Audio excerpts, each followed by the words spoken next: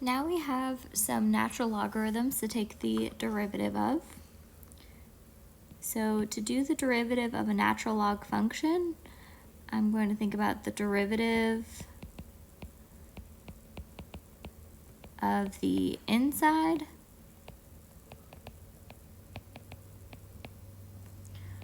over the original inside. So what that means is every natural log function, I'm going to think about what's inside the natural logarithm. I'll take the derivative of that and divide it by what was originally on the inside. So the derivative of the inside over the original inside. So that works for any natural log function. So this ln of x is our base case. It's the simplest one. It just has a 1x on the inside.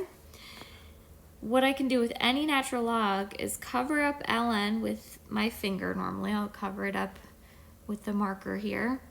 So I'm going to cover up the ln and I'm going to look at just what's inside the natural log function. It's a 1x. So the derivative of 1x is 1 over the original inside is x.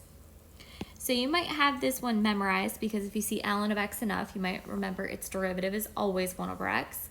But this method of covering up the ln and taking the derivative of what's inside and putting it over the original inside will work for any ln function, whether it's ln of x or ln of x squared minus 4x.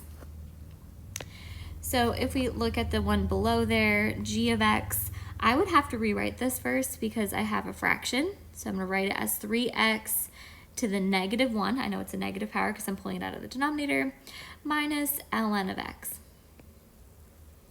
Now I'm going to take the derivative of each piece normally. So my derivative is g prime of x.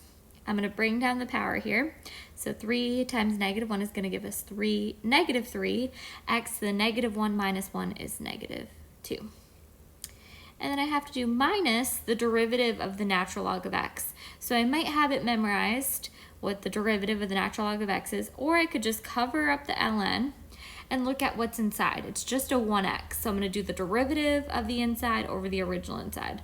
So the derivative of 1x is 1 over the original inside is an x, and then I don't have to keep that ln covered up anymore. Now I can apply this same rule to a more difficult function. Here we have ln of x squared minus 4x, and I know it's going to be the derivative of what's inside over the original inside, so I could at least go for some partial credit. I know the original inside just in case I'm nervous about taking the derivative, but I'm not though. I'm just going to cover up the ln, and I'm going to think about the derivative of x squared is 2x, and the derivative of negative 4x is negative 4. So the derivative is 2x minus 4 over x squared minus 4x. Derivative of the inside over the original inside. Notice none of these answers have ln in them. Unless ln is part of the derivative of the inside or the original inside, your answer will not have an ln in it, which is different from the exponential functions. So the next one, I have ln of something pretty long and complicated. I'm going to cover up the ln.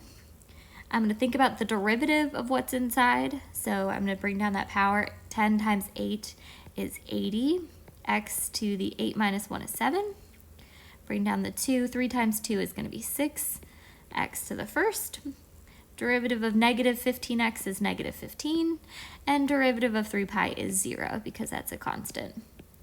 So there's the whole derivative of what's inside over the original inside. I just copy down 10x to the 8th plus 3x squared minus 15x plus 3 pi. So derivative over original inside. And that works for all ln.